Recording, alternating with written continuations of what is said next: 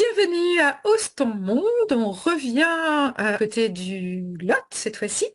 Donc voilà, toujours notre petit coin Sud-Corrèze, Nord-Lot. Et aujourd'hui, je viens interviewer Isabelle Cornejo. Bonjour Isabelle. Bonjour Corinne.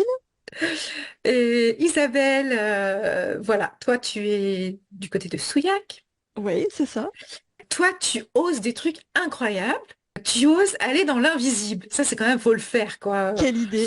Voilà, quand même, on ose plein de trucs dans la matière, dans voilà, dans l'expérience physique, mais oser des trucs, aller dans l'invisible, c'est quand même quelque chose qui est assez particulier. Et je me demandais, mais comment est-ce qu'on en vient dans notre vie à oser explorer, à aller explorer l'invisible? Ah, ça, je pense que c'est ma grande curiosité, en fait, et mon besoin quasi obsessionnel de comprendre les choses. Des perceptions, j'en ai depuis très longtemps. Et le monde tel qu'on le vit, la matière, pour moi, je trouve ça très restreint. Pendant longtemps, je comprenais pas, en fait. Je comprenais Mhm. pas, je trouvais ça tellement limité, ce qu'on vivait. Moi, j'avais un monde intérieur, assez riche et des perceptions. J'ai mis du temps à comprendre que c'était pas la majorité des gens. Mhm. Donc quand j'ai compris que c'était pas tout le monde euh, et que ça doit être mon côté voyageuse, j'ai eu envie d'aller explorer plus avant en fait. Et alors, du coup, tu percevais quoi quand tu étais enfant? Quel genre de choses tu pouvais percevoir? C'était plus des sensations en fait. Moi, je suis pas comme certains qui vont voir avec leurs yeux ou entendre carrément des voix, quoique, mais c'est plus des pensées intérieures. Mais c'était des perceptions.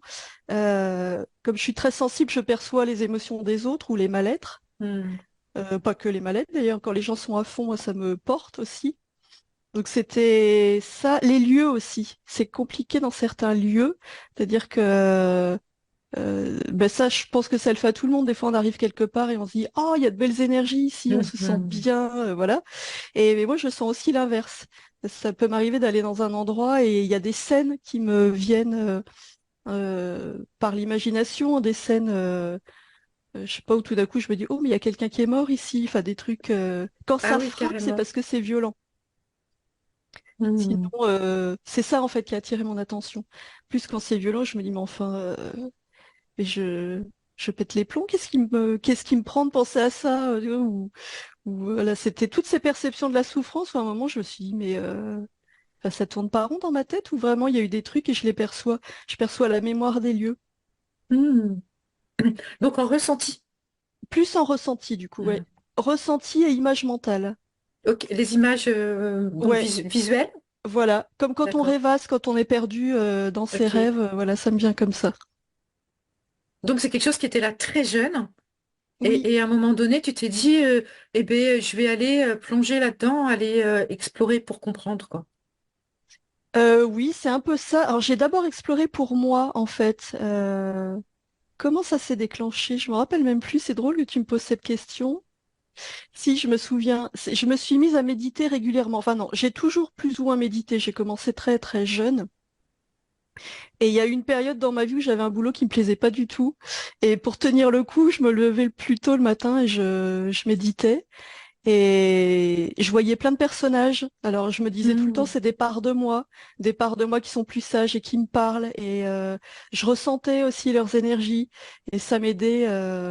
Moi, ça m'apaisait ou ça me redonnait de l'énergie ou ça Hmm. m'embarquait dans des mondes, des paysages que je connaissais pas.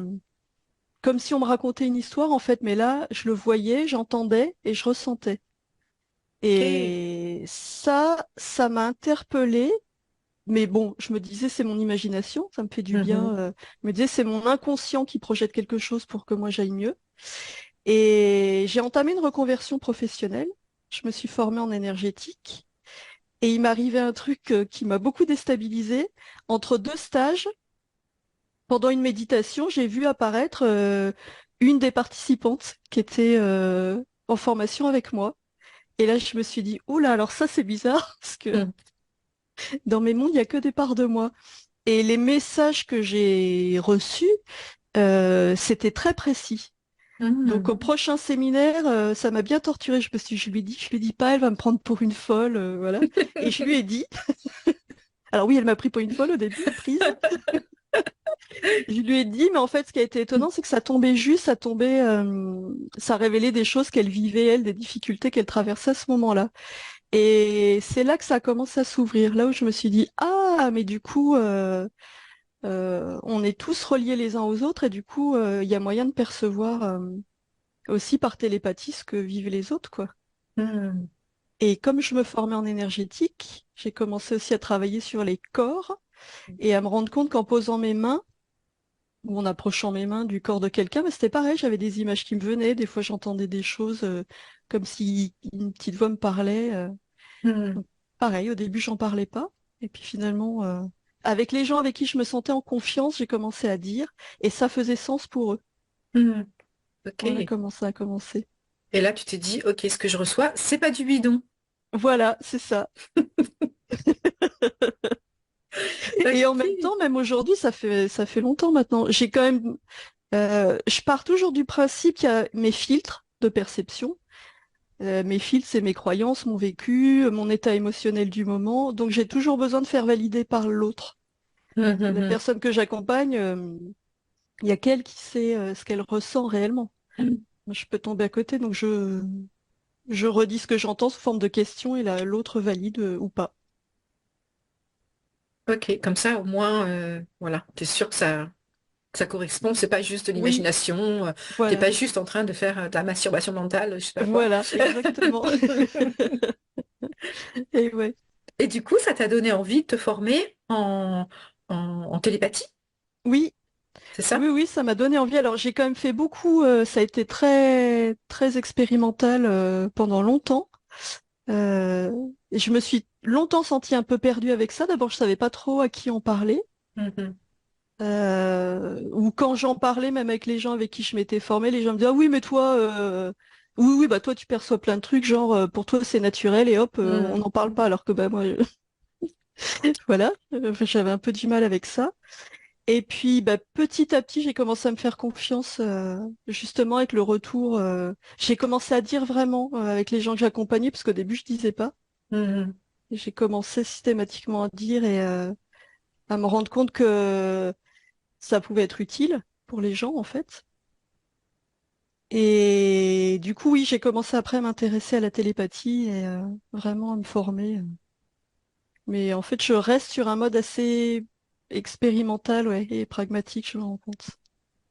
Oui, tu te rends compte quelque part que ce que tu fais maintenant, c'est quelque chose que tu as fait depuis le début, que Oui, finalement, ça t'a juste validé. c'est ça, exactement. Hmm. C'était Ouais, déjà ouais. là depuis le départ. Ouais, ouais, ouais, exactement, ouais. C'est Est-ce que ça. tu crois que bon, c'est voilà une question peut-être un peu plus intime.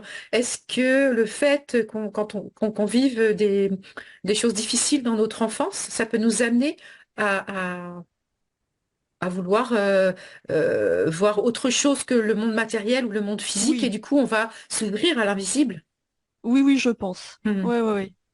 Bah, dans mon cas, de toute façon, le fait de vivre des choses difficiles, ça m'a amené à avoir besoin, enfin, à explorer cette compréhension, déjà à mieux me connaître et à me dire, ben, pour dépasser mes traumas, moi j'ai besoin d'apprendre à me connaître et de transcender les souffrances. Donc Mhm. déjà, j'ai commencé à m'intéresser à plein de trucs différents. Et oui, ça a un côté rassurant de se dire, il n'y a pas que ce monde matériel avec ses souffrances, puisque moi je l'ai très longtemps vu comme quelque chose de plutôt néfaste. Mhm. Même si j'en vois toute la beauté, bah, ça c'est mon côté très sensible, mais la beauté je la ressens très fort, et les souffrances aussi. Mhm. Donc me dire il y a autre chose, ça avait quand même un côté rassurant que j'ai beaucoup idéalisé au début. Ok. Et après ça s'est rééquilibré. C'est-à-dire qu'au début ouais, c'était une forme de fuite, je pense. Mhm. Pas vis-à-vis des autres, mais pour moi. Je me disais, bah, du coup, je vais aller dans un monde plus doux, on va dire. Du coup, c'était comme un peu ça pouvait être un échappatoire, mais c'est un échappatoire qui t'a permis quelque part d'avoir une vision plus globale Oui, de ce qu'est la vie finalement. Ah oui, oui, oui, oui, oui, parce Mm. que et oui, parce que quand je me posais des questions, j'avais des réponses dans ces Mhm. mondes-là. Donc ça m'a vraiment apporté du réconfort et c'est une guidance intérieure en fait. C'est ça m'a Mm. permis de développer cette guidance intérieure. Et les moments vraiment difficiles, oui, là j'ai eu non seulement des réponses, mais en plus ça m'a aidé à me stabiliser. Ok. C'est-à-dire que ça m'apportait réconfort quand j'en avais besoin, la force quand j'en avais besoin. Enfin, ça m'a permis de combler mes besoins, oui. Mhm. Est-ce que tu te raccrochais à des images archétypales, Oui, des êtres voilà, imaginaires ou que tu avais lu des informations et du coup tu te raccrochais à des guides ou à des choses comme ça? ah oui, j'ai eu je suis passée par là, oui, oui. Mhm. Ça a quand même commencé avec mon lieu ressource. Un lieu, c'est-à-dire que quand je commençais mes méditations, j'ai construit vraiment un lieu dans lequel je me sentais bien, on va dire ma maison intérieure. Mhm. Et je commençais toujours ma méditation en allant dans ce lieu. Et après, je voyais des gens. Alors moi, enfin, je me disais c'est mes guides. Et en même temps, il y avait toujours cette part de moi qui disait, ou alors, c'est mon inconscient qui projette justement une figure archétypale. En Mhm. tout cas, ce dont j'ai besoin. Et après, ça a complètement switché. Il y a eu vraiment un changement de paradigme dans ma vie. C'est-à-dire qu'un jour, je me suis dit, mais je suis en train de reproduire un schéma qui est là depuis mon enfance et qui ne me convient pas, c'est-à-dire une soumission à une autorité supérieure. Et ça, Invisible. Mhm. voilà. Mhm. Ah ouais. Le jour où j'ai compris ça, je me suis dit, mais enfin, quand on est enfant, on est soumis à l'autorité des parents, des profs. Après, il y a l'autorité du patron, de la société, tout ça, ce qui, moi, bon, bah, me gonfle, hein, on va dire les choses comme elles sont. Soyons Voilà, j'ai toujours eu clairs. du mal avec l'autorité. Et un jour, je me suis dit, mais je suis en train de reproduire la même chose dans l'invisible. Mhm. Ça va pas. Enfin, moi, ça me convient pas en tout cas.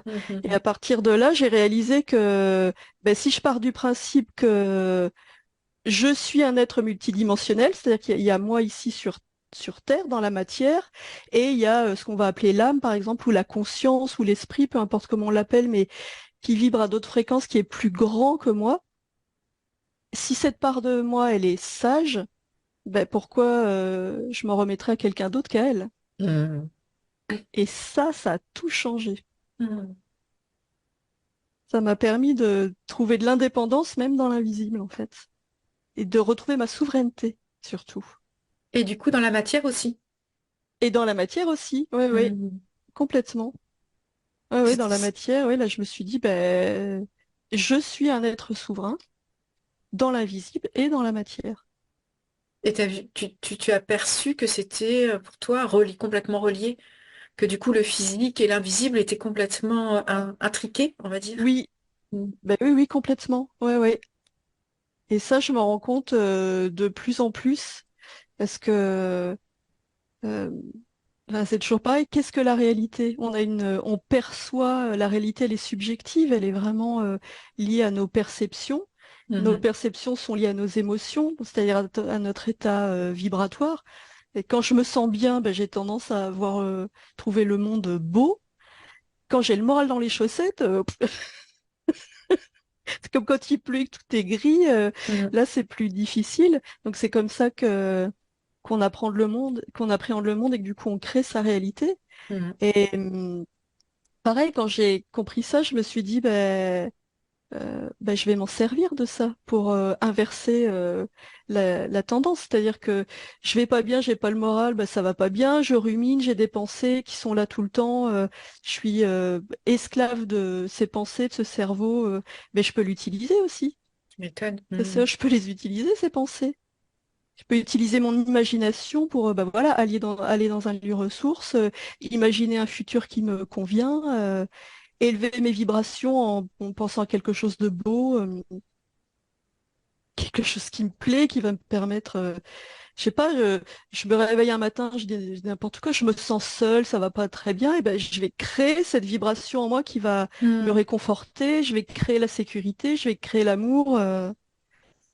Et voilà, on est créateur Mm. de notre vie.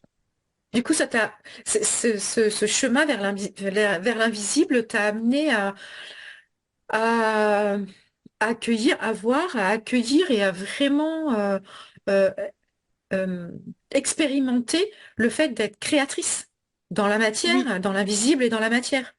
Que de oui, créer dans complètement. l'invisible, ça te permettait de créer dans la matière, quoi. Voilà, exactement. Ouais, Hmm. ouais. Et ça continue à me surprendre. Euh, et je trouve que ça s'accélère. Hmm.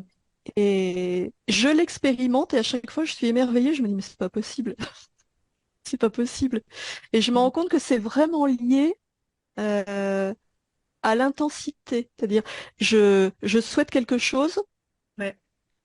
je le vibre comme si c'était déjà là, mais parce que ça me porte tellement que je le vibre, c'est là, c'est déjà là. Et ben, et hop, dans la matière, ça arrive. Hmm. Et ça, je trouve ça Magique. bah, extraordinaire, je trouve ça merveilleux. Voilà, Carrément. exactement. Ouais, Absolument. Je trouve que c'est vraiment oser plonger dans sa souveraineté, c'est ça, quoi. C'est se dire vraiment, j'y vais, j'explore avec ça et je donne mon pouvoir à rien d'autre que ça. Je prends l'entière ouais, responsabilité de ma vie, quoi. exactement. Ouais, Hmm. ouais. C'est Et un puis en sacré plus, oui, c'est pas. ça. Ah bah, c'est un sacré pas parce que bah, ça évite de blâmer les autres, comme tu dis, c'est prendre sa Hmm. responsabilité. Et, et ça permet de reprendre le pouvoir sur soi parce que quand on n'est pas bien, qu'on est en souffrance, au lieu de d'être happé par cette morosité, c'est de se dire, bah non, j'ai du pouvoir. Euh, on a tendance à dire, je peux pas changer les événements et encore, ça reste Hmm. à prouver, mais en tout cas, je peux changer le regard que je porte sur les choses. Mhm. Et rien que ça, c'est énorme déjà. Carrément. C'est complètement énorme. Parce que ton Et regard, ouais, finalement, est aussi acteur et créateur. et oui, et oui, parce que mon regard va après, c'est un effet domino, quoi. Si je change Mhm. mon regard sur les choses, et ben, je vais me sentir de mieux en mieux, de plus en plus en confiance. Je vais de plus en plus m'approprier ma souveraineté, mon pouvoir créateur. Mhm. Et du coup, je vais pouvoir créer de plus en plus ce que je souhaite. Et c'est un mouvement sans fin, quoi. Carrément, c'est trop cool, j'adore. Ouais. Et en fait, je dis que donc tu es allé vers l'hypnose régressive, c'est ce que tu fais actuellement. Oui, Non, l'hypnose, ouais. pardon. Oui, Oui, oui, régressive hypnose ésotérique, c'est régressive ça. ésotérique. Ouais, Donc en tant que télépathe. voilà. Et ça t'amène à aller donc dans des dimensions de l'invisible, dans des sphères de la conscience, puisque du coup tu Oui, vas connecter avec la conscience de l'autre. voilà. Et parfois, en tout cas dans ce que moi j'ai observé, ça semble parfois être assez sombre.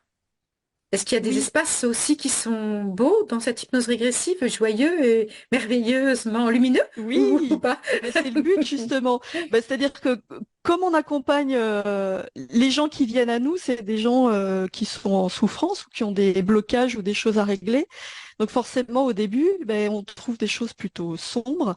C'est-à-dire que notre conscience, elle peut être parasitée par des entités, des êtres voilà, qui vont venir se nourrir sur elle. On est tous créateurs et lumineux, donc on attire aussi ceux qui sont plus dans cette création et qui ont Mhm, besoin de se nourrir sur un autre.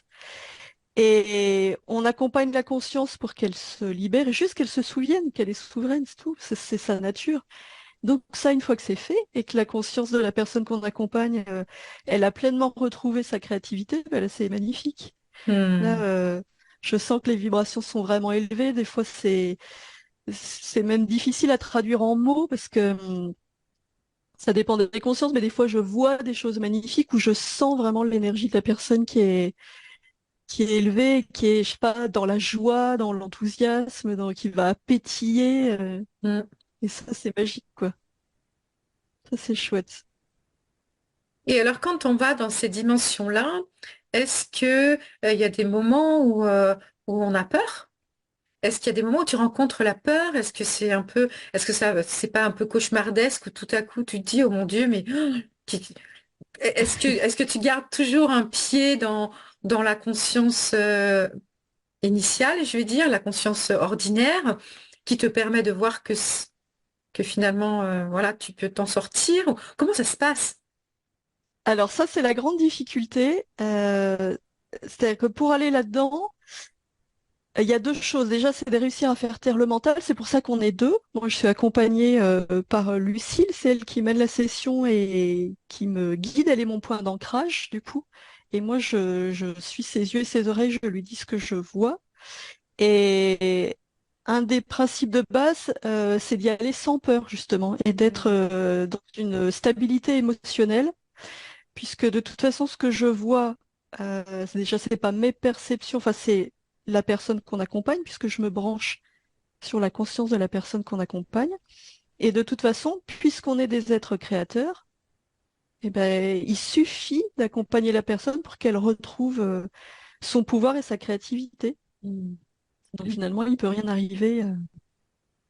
On est en sécurité, Donc, puisque tout ce qui ouais. est dans notre sphère est soumis à notre pouvoir. C'est-à-dire que s'il y a une entité qui se nourrit sur moi, elle est chez moi.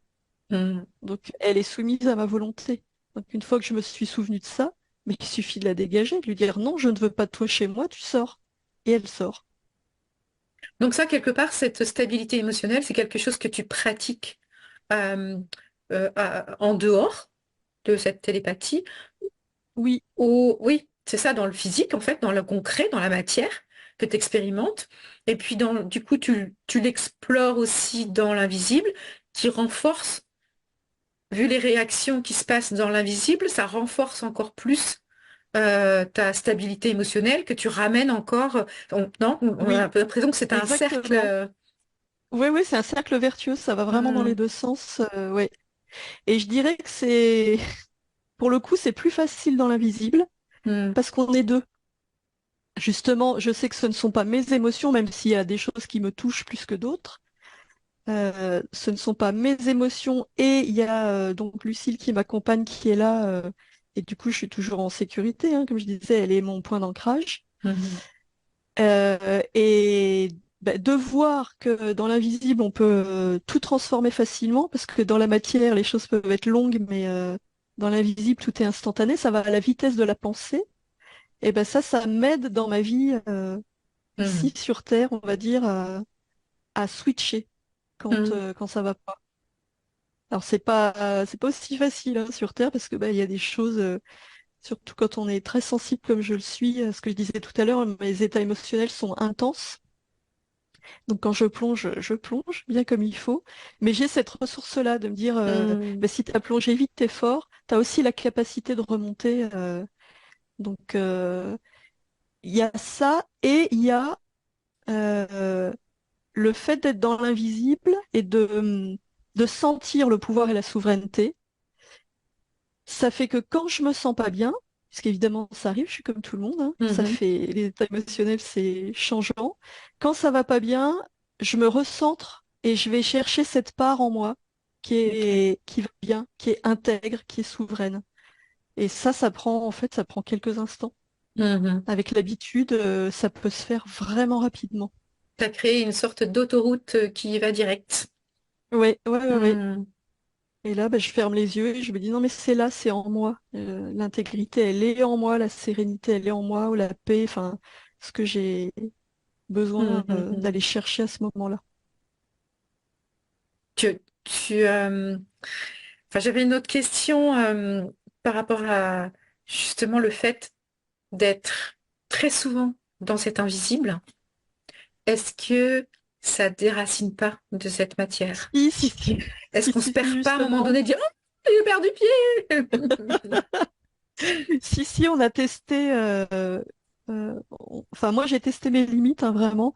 Et il y a eu un moment où je me suis dit, là, c'est trop. Là, c'est trop, Hmm. je plane, j'arrivais plus. Mais c'est toi qui en as fait les frais, ma chère Corinne, puisque j'ai. Il y a eu plusieurs fois, j'étais tellement à l'ouest que. Et quand on se donne rendez-vous à Pérac et que moi je vais à Vérac, par exemple, C'est vrai que voilà. Là, il y a eu un moment où je me suis dit, mais là, je plane, je suis trop dans l'invisible, je Hmm. perds le contact avec la réalité. Donc, oui, oui, j'ai limité. Et maintenant, je suis attentive Déjà, enfin, je prends le temps de revenir, j'en ai parlé avec Lucille et on prend le temps que je réintègre mon corps pleinement. Et voilà, j'en fais pas plus de 2 par jour. On essaie de d'éloigner, enfin voilà, parce qu'on est incarné, donc autant vivre Hmm, cette incarnation et pas être, je sais pas où, quoi, perdu mhm. entre deux eaux, quoi. C'est clair. Et quelque part, est-ce que tout ce chemin vers l'invisible et cette rencontre, en fait, de plus en plus profondément avec toi-même aussi, parce que ça te renvoie à de plus en plus de choses Ah, personnelles, donc ça a changé complètement ta vie. oui, ça c'est sûr. Ouais. Ah oui, oui, ça a complètement changé ma vie parce que j'ai l'impression oui, c'est ça, de me connaître de mieux en mieux savoir qui je suis, ce dont j'ai envie. Euh, Ça, et surtout, ça me permet d'expérimenter que ben, je peux créer la vie dont j'ai envie, quoi. Hmm. Et Oh, du coup, c'est de plus être magnifique. esclave d'un système, de quelqu'un d'autre. Euh, Ça m'a aidé sur des trucs comme, oui, le rapport à tout ce qui est matériel, la dépendance affective. Hmm. Parce que, ça, c'est quelque chose qu'on rencontre tellement souvent avec tellement de gens. Et maintenant, je ressens vraiment. Alors Mhm. ça, c'est depuis que je suis enfant, c'est quelque chose, ça a toujours été naturel de sentir l'amour en tout et partout. D'ailleurs, j'ai toujours eu beaucoup de mal à comprendre qu'on aille le chercher à l'extérieur.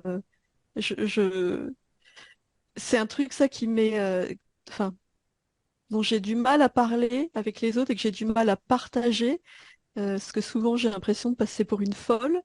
Mais quand je vois des couples où je comprends pas, Hmm. je ne comprends pas, parce que moi, l'amour, je le ressens tellement fort partout et en tout, que quand je vois des gens qui sont en couple, qui souvent se renvoient leurs blessures ou Ah. se Hmm. plaignent ou râlent, moi je vois ça, je me dis mais c'est pas de l'amour, c'est pas ça. Donc comment l'incarner sur Terre, Grande ça question. c'est une vraie difficulté. Déjà l'incarner en nous, certainement en nous. Mais oui, l'incarner C'est le en nous, plus ouais, ouais. important déjà après. Voilà. Et c'est là que justement de naviguer dans l'invisible, ça m'a aidé, c'est Hmm. que ben, tout est relié, tout est interconnecté. Donc l'amour, il est d'abord en nous et je trouve ça Hmm. chouette d'aller chercher en nous. Et si après on peut le partager avec d'autres, tant mieux. Mais il y a vraiment ce truc, au lieu de s'en remettre à quelque chose d'extérieur, à aller puiser en soi, quoi. Hmm. Ça change tout. Carrément. Bon, eh ben c'est super tout ce que tu nous as expliqué là. Ça amène beaucoup de clarification, je pense, pour les gens qui se posent des questions sur cet invisible. Et, et en fait, je me demande voilà, peut-être une dernière question sur cet invisible et sur la suite. En fait, que toi, est-ce que tu as envie de donner une suite ou voilà, une exploration nouvelle, oser quelque chose, parce que quand on a osé dans l'invisible, on se dit qu'on peut oser partout après, en fait. Ah, c'est intéressant ça. Ah, On n'a c'est plus drôle peur que des tu dises monstres, ça. alors du coup, Euh, Oh, je vais me le noter quelque part, ça. Et ben, tu vois, curieusement, je me sens plus audacieuse dans l'invisible hmm, que sur Terre, hmm, carrément. Je trouve ça plus facile. Ouais. Je me suis fait la réflexion il n'y a pas longtemps, j'ai 50 ans là, et je me disais, mais j'étais plus audacieuse quand j'étais plus jeune, j'osais plus de choses, et ben il est peut-être temps que je rééquilibre parce que là j'ose beaucoup dans l'invisible, mais il hmm. est peut-être temps et que je retrouve un peu d'audace. Ouais, dans la matière, je le suis moins qu'avant. Oui, Ouais. c'est intéressant ce que tu dis parce que moi je pense souvent tu sais, aux sportifs ou les gens qui se préparent dans l'invisible pour oser quelque Oui, chose. Hein, il y a oui, beaucoup de préparation maintenant, voilà, du mental et de émotionnel et tout, donc à l'intérieur de soi, avant de le mettre en action dans la oui. matière. Et voilà, donc je me disais peut-être que du coup, à force de d'oser plein de choses dans l'invisible ça permet de ouf, d'y aller à fond dans la matière et d'oser plein de trucs nouveaux. Eh oui, ben ouais, ouais, Mm. carrément. D'ailleurs, c'est Ce matin, en voiture, je pensais à cette entrevue et je me suis souvenue, quand j'ai commencé à travailler, mon premier boulot, enfin mon premier boulot stable, on va dire CDI, tu sais, le Graal, il fallait obtenir un CDI absolument. Le premier jour, premier soir, je me suis dit, mais c'est ça la vie? Mais c'est horrible. Hmm, Mais j'avais l'impression d'être en prison. Et ce sentiment ne m'a jamais quitté. C'est pour hmm. ça qu'après devenir indépendante, ça a tout changé. Et je me suis dit que, enfin, moi, ce que je trouvais dur, et il m'a fallu des années pour sortir de ça, j'arrivais pas à rentrer dans les cases. Jusqu'à ce que je me rende compte un jour de mais pourquoi je Hmm. ne cesse d'essayer de me conformer et de rentrer dans des cases, Ouais, alors que justement, bah, déborder, aller dans l'invisible, être qui on est, peu importe la forme que ça prend, mais être soi sans essayer de se conformer, c'est tellement chouette, on est tous différents, il y a une telle diversité. carrément. Et je pense que c'est Allons-y, faisons exactement fou. les mots de la fin de cette interview qui sont magnifiques. Parce que c'est passé hyper vite, tu vois, c'est déjà fini. Eh oui, C'est déjà fini. Et bah écoute, en tout cas, c'est super chouette d'avoir répondu à toutes ces questions et de voilà d'avoir donné des infos sur ce monde invisible et sur ton ressenti et ton vécu, parce que c'est ça oui. qui est important finalement. Et bien voilà, on va mettre aussi tes coordonnées sous la Ah oui, vidéo aux personnes qui seraient oui, intéressées par l'hypnose voilà, régressive, ok. ésotérique. Et puis voilà. As-tu autre chose à ajouter? As-tu envie de communiquer un message particulier Eh ben, en j'ai une plus de tout ce que citation tu as qui me dit? vient. Ah, J'ai une citation qui me vient parce qu'on parlait des cases là. Soyez vous-même, les autres sont déjà pris. Je l'adore. Voilà, on et va ben terminer voilà, là-dessus. génial. Merci, ça. Et Merci beaucoup, Corinne. à bientôt. À bientôt.